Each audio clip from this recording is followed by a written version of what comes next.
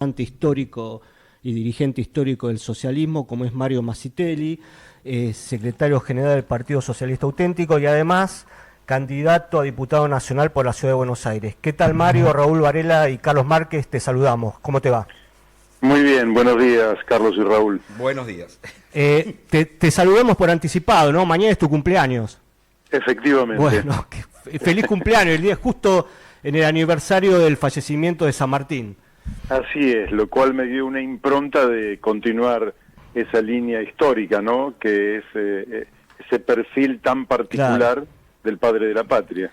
Bueno, en realidad queremos aprovecharte a vos, tenemos una gran temas para conversar, pero para empezar, ¿cómo se decidió tu candidatura a diputado? ¿El socialismo auténtico ha decidido ir solo? ¿Van en un frente? ¿Cómo es la situación?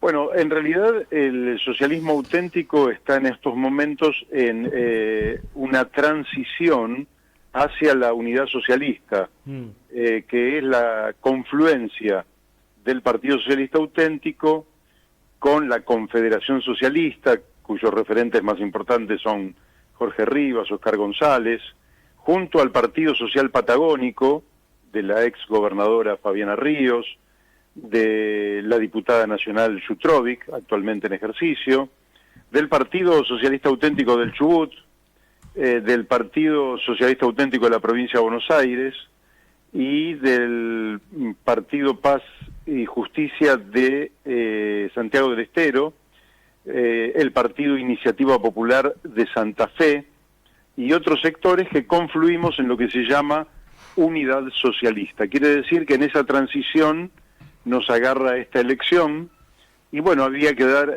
una respuesta y a veces, bueno, la respuesta más inteligente que entendimos en el marco de esta transición fue presentarnos con listas propias, por un lado por esta dinámica interna, por otro lado porque el presidente ha planteado en España muerte al socialismo.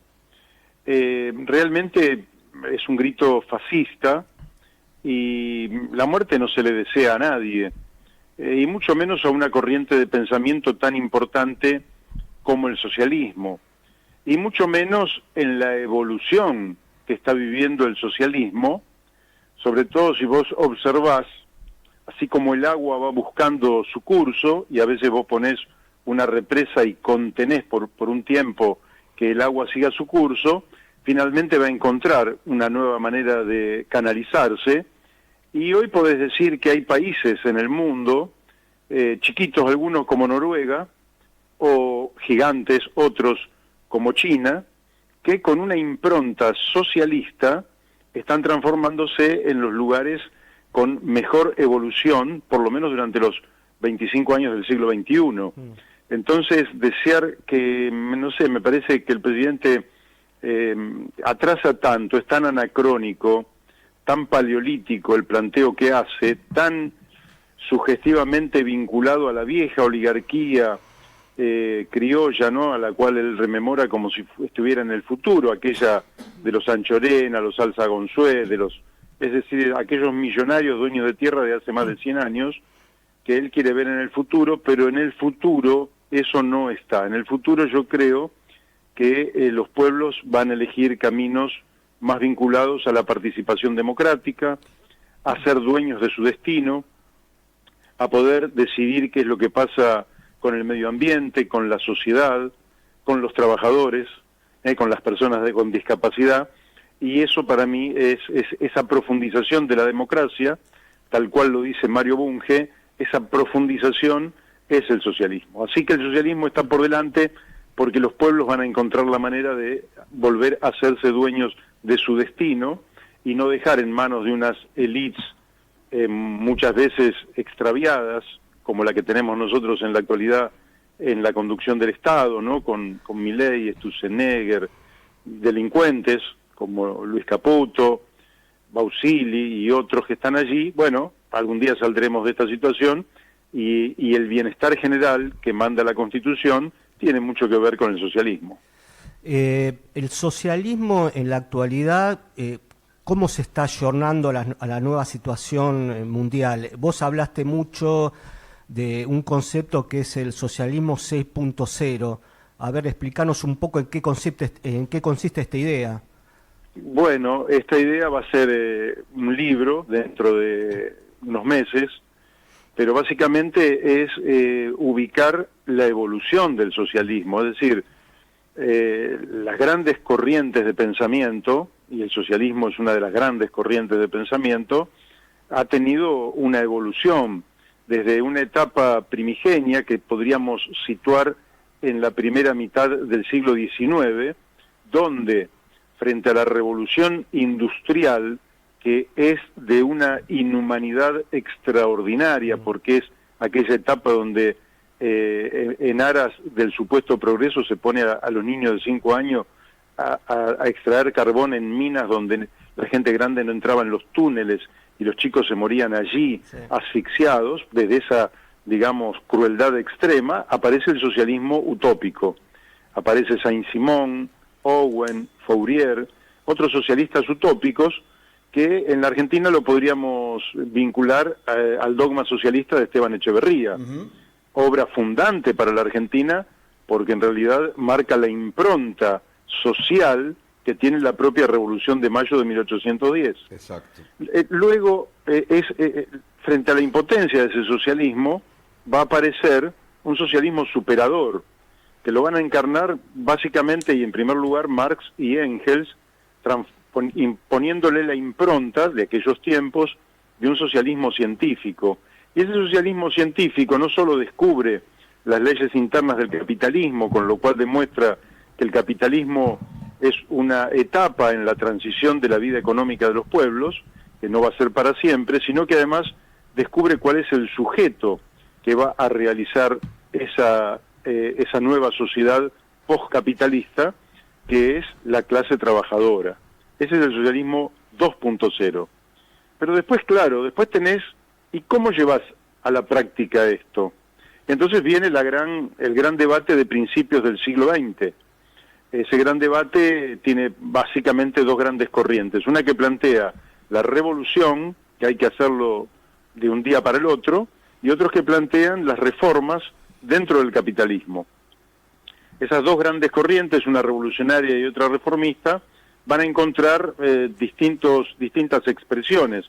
En la Argentina, nuestro partido fue más de la corriente reformista, con el doctor Juan B. Justo, con Alfredo Palacios, pero no negaban la revolución, no negaban que había que cambiar el orden existente, simplemente decían que no habría que hacerlo de manera violenta. Pero en otros países se dio como la Revolución Rusa, y la Revolución Rusa dio por tierra con el régimen de los zares y empezó a construir el socialismo. ¿Qué antecedentes había? Ninguno. ¿Había algún manual que dijera cómo se hacía eso? Ninguno. Y bueno, cometieron muchos aciertos porque transformaron un país muy primitivo en una superpotencia. No hay que olvidar que le hicieron la guerra desde el primer día. Primero una guerra interna, después lo invadieron con 4 ejércitos de potencias extranjeras y finalmente la invasión del nazismo. Y así todo, esa experiencia duró 70 años. De aquella experiencia que es el socialismo 3.0, deviene la superación de aquello. Y países como China, que yo la situaría en el socialismo 4.0, dan cuenta de que se podía articular la planificación inteligente, orientativa, flexible y democrática por parte del Estado, junto con la intervención estatal al mismo tiempo que el funcionamiento libre del mercado, más la economía cooperativa. Esta nueva situación del socialismo ha hecho que China, que primero tomó el modelo soviético pero que después lo cambió, se sitúe hoy como el país de mayor crecimiento de los últimos 25 años.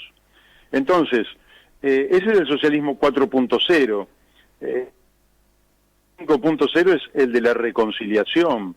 La reconciliación tiene que ser entre los seres humanos, pasar de la confrontación y la competencia destructiva a una competencia colaborativa y a la cooperación entre los seres humanos, y también la reconciliación con la naturaleza. No podemos seguir destruyendo las fuentes de vida, contaminando el agua, contaminando el aire, contaminando los mares, destruyendo zonas fértiles, terminando con la biodiversidad. Es decir, todo eso lo tenemos que reconsiderar. Eso era el socialismo, para mí, el 5.0, y finalmente el 6.0 es el socialismo que se propone que su mayor producto no es ni un televisor, ni una heladera, ni un coche. Su mayor producto es el hombre nuevo.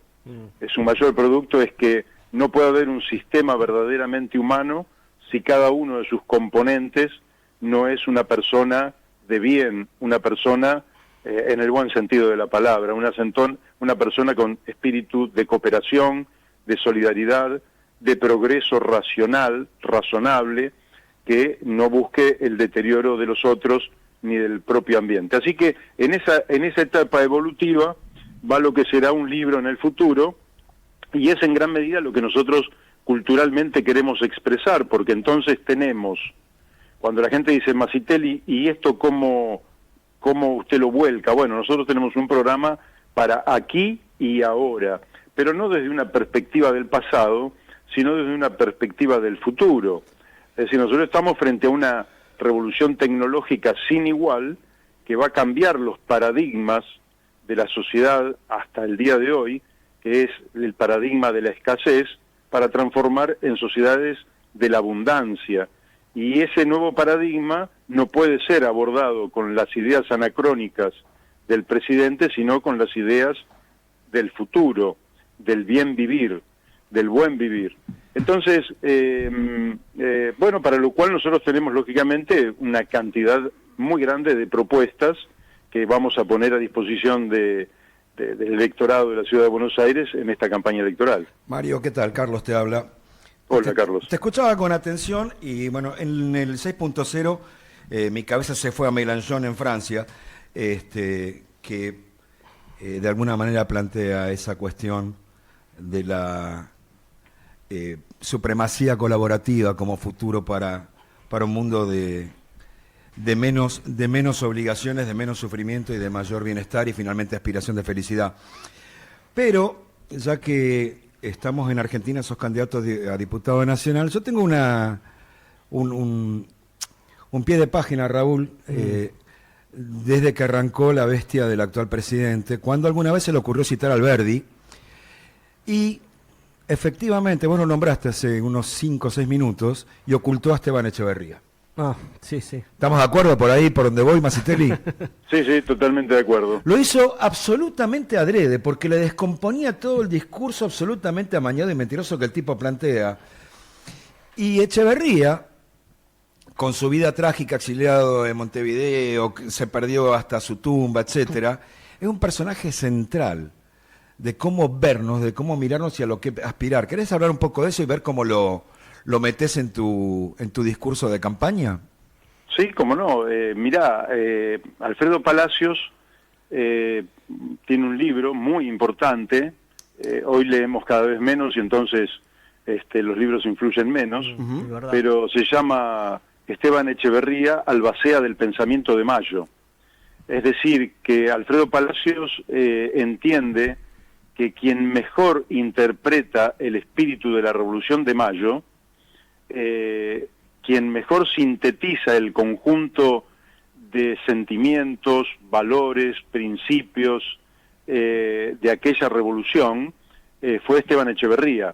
La revolución se da en un contexto de luchas extremas donde la posibilidad de sentarte tranquilo a reflexionar es muy escasa porque estás en plena lucha, en pleno combate. La independencia exigía estar permanentemente atento.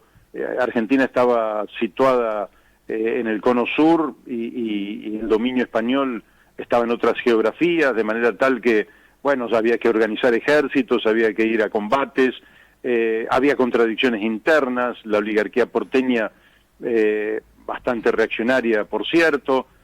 Todo aquello hizo que, ¿quién sintetizaba todos esos pensamientos? Y Esteban Echeverría es el hombre que va a sentar, antes que Verdi, lo que son las bases para la organización de la Argentina, escrito el dogma socialista, Así es. el dogma de Mayo, en el cual una de sus frases dice que la democracia es el régimen de la libertad fundado en la igualdad de clases.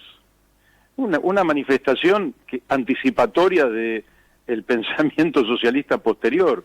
Es decir, ya virtualmente está planteando que el progreso proviene básicamente de la cooperación, que el progreso no proviene de la supremacía de una clase social por sobre otra, ni de una persona por sobre otra, y que la libertad se funda en la igualdad, es decir, no hay libertad donde uno goza de todo el poder y otro está absolutamente desposeído, desheredado y bajo el influjo de necesidades básicas insatisfechas.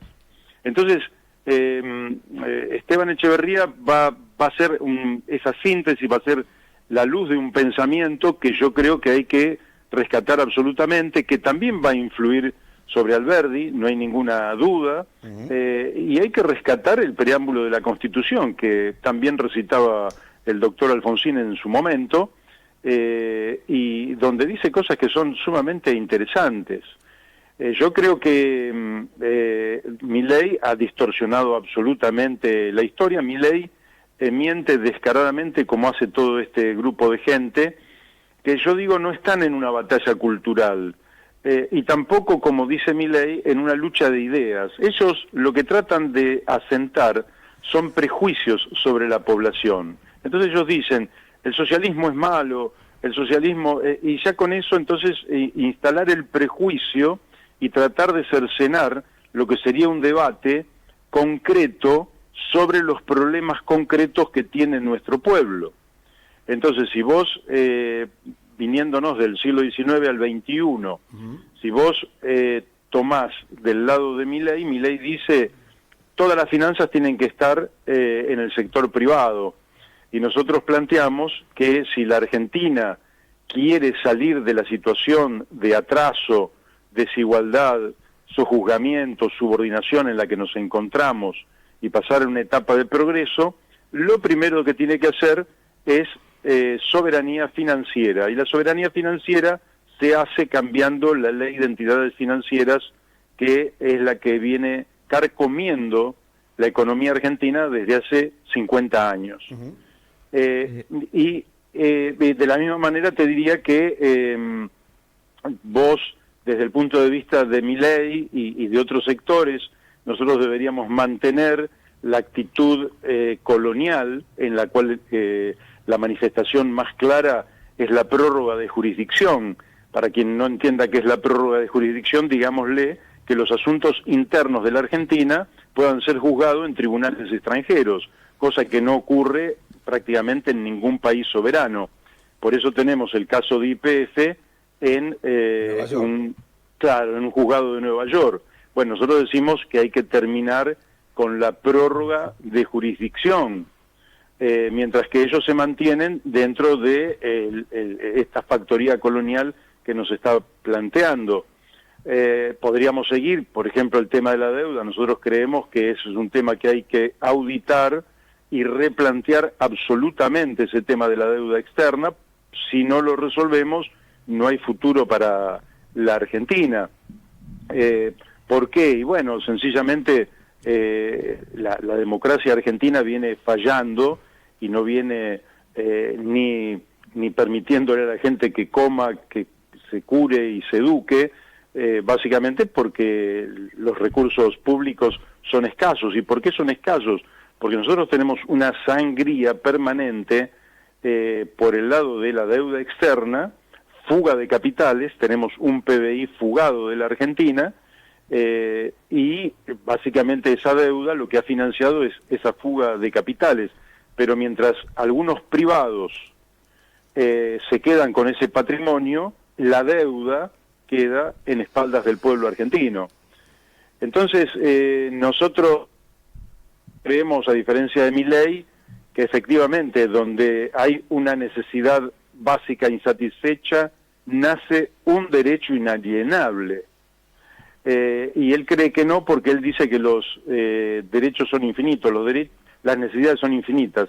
Las necesidades no son infinitas. Para que fueran infinitas nosotros deberíamos vivir infinita cantidad de años. Absolutamente.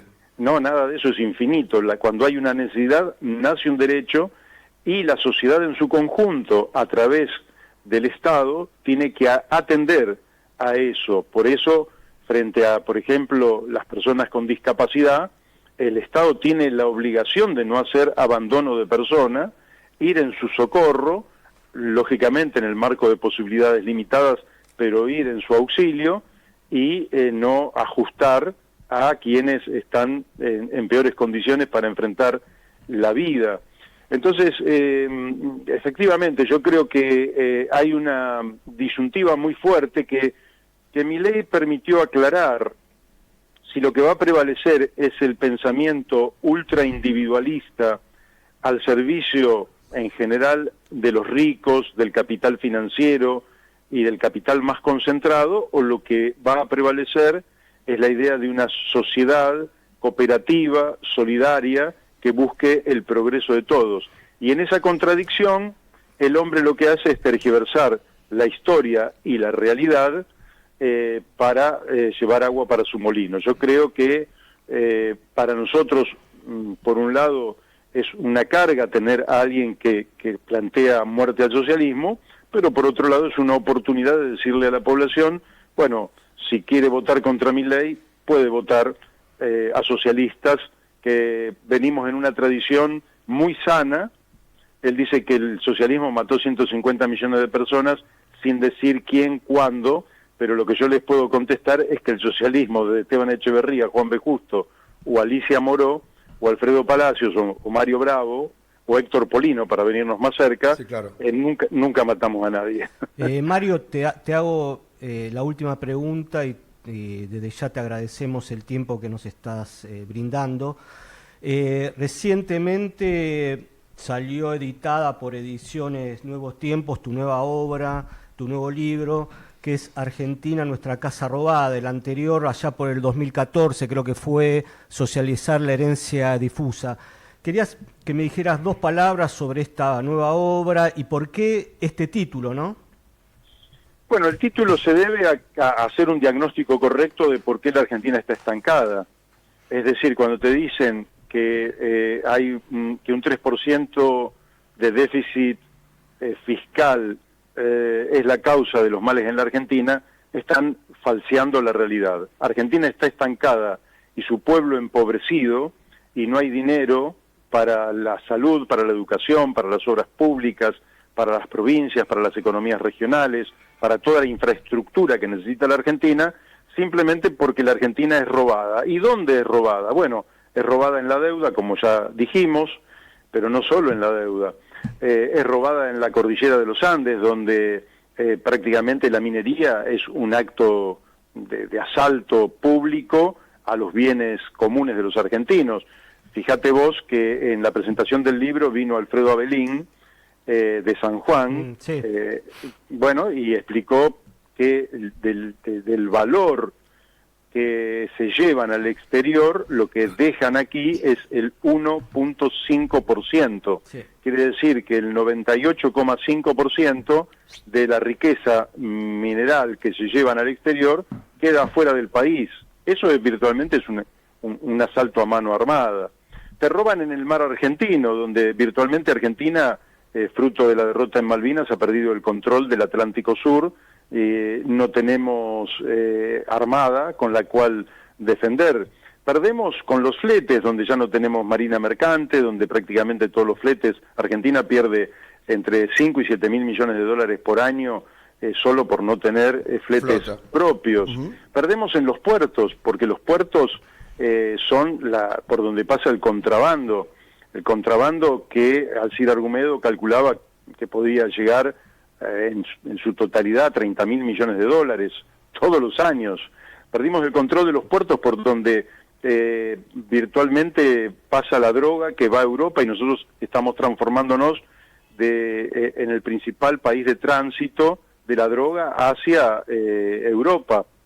hemos perdido el control incluso de la producción agropecuaria, donde realmente se ha extendido un formato de producción que nunca se ha debatido en la Argentina y que es un formato que le impone el mercado mundial a la Argentina, que grupos como Clarín, etcétera, defienden a rajatabla, pero que nosotros creemos que también es uno de los formatos de saqueo.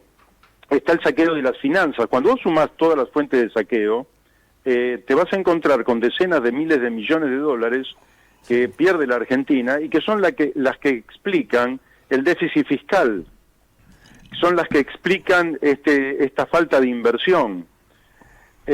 Y hablando de inversión, digamos, y si querés con esto te voy cerrando, es este saqueo, este robo a la Argentina lo que explica la falta de inversión. A tal punto que el gobierno más rastrero respecto del capital, que es el gobierno de Milei, de estos últimos 50 años, digamos, tiene la tasa de inversión extranjera negativa, es decir, que los extranjeros en lugar de venir a invertir a la Argentina, se llevan su capital de la Argentina. Y la tasa de inversión general es la más baja de todos los gobiernos democráticos desde 1983 a la fecha. Entonces, como el diagnóstico está equivocado, porque no es el déficit fiscal la fuente de nuestros males, sino el robo, el saqueo, el despojo que sufrimos los argentinos, por eso escribí el libro probando esto. Es decir, esto por ahí por radio suena como una tesis en el aire, pero esto está probado fehacientemente que el problema principal es el robo, y si no recuperamos soberanía sobre nuestros propios bienes, sobre nuestros negocios, evidentemente la Argentina no va a poder salir adelante. Y esto lo tenemos que hacer en forma democrática y a través de planes inteligentes y también con participación democrática. Bueno, Mario, muchísimas gracias por todo y seguramente antes de las elecciones de octubre volveremos a hablar. Gracias. Exactamente, iba a decir eso. Después del 17 de septiembre, cuando empiece la campaña, te vamos a llamar. Muchísimas gracias a ustedes. Gracias.